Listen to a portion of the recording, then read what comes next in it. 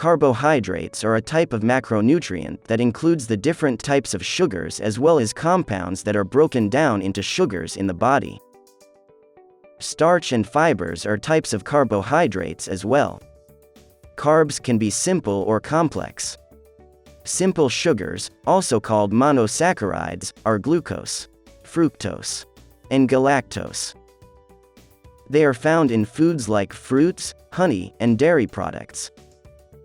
Two of these sugar molecules join to form the disaccharides. Complex carbs are formed when three or more simple sugars stick together. When you eat complex carbohydrates, it gets broken down into monosaccharides in the body, which are then used up by the cells for energy production. It also results in an increase in blood sugar levels. Our digestive system processes different kinds of carbs differently.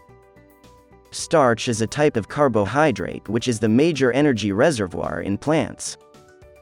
Starch molecules are formed when many monosaccharides are linked together by a type of bond called alpha bonds. Alpha bonds are easily broken down by the digestive enzyme, and as a result, cause an immediate spike in sugar levels. Starch-rich foods like white bread, pasta, and crackers thus have a high glycemic index and can impact your health negatively.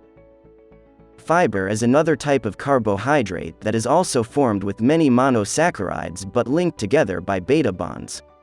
The beta bonds, however, cannot be broken down by the digestive enzymes. So fiber is digested much slowly, which is why it makes you feel fuller for longer. Fiber-rich foods like vegetables, fruits, and whole grains, thus do not cause blood sugar levels to rise sharply. So these foods have a low glycemic index. Once the sugar molecule reaches the bloodstream, the pancreas slowly starts to release insulin, a hormone that regulates blood sugar levels.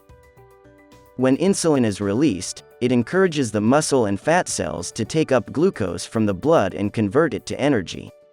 When the glucose is not used up for energy production, it gets converted into free fatty acids by a process called lipogenesis.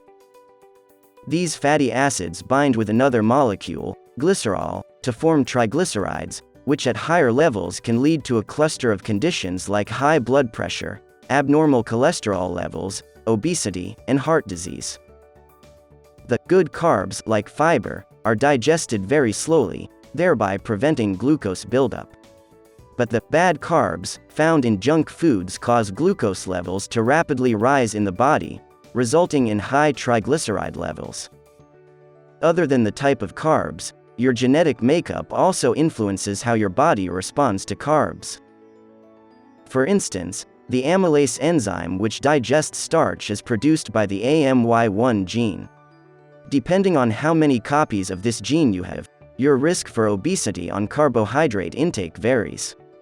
Several other genes, including FTO, can influence how you respond to carbs. A genetic test can help you with a clearer picture of how likely you are to respond to carbohydrates and other macros. Most ancestry genetic tests provide your DNA information in the form of a text file called the raw DNA data. This data may seem like Greek and Latin to you. We, at Xcode Life, can help you interpret this data. All you have to do is upload your raw data and order a nutrition report. Xcode Life then analyzes your raw data in detail to provide you with comprehensive nutrition analysis, including information on your response to carbohydrates.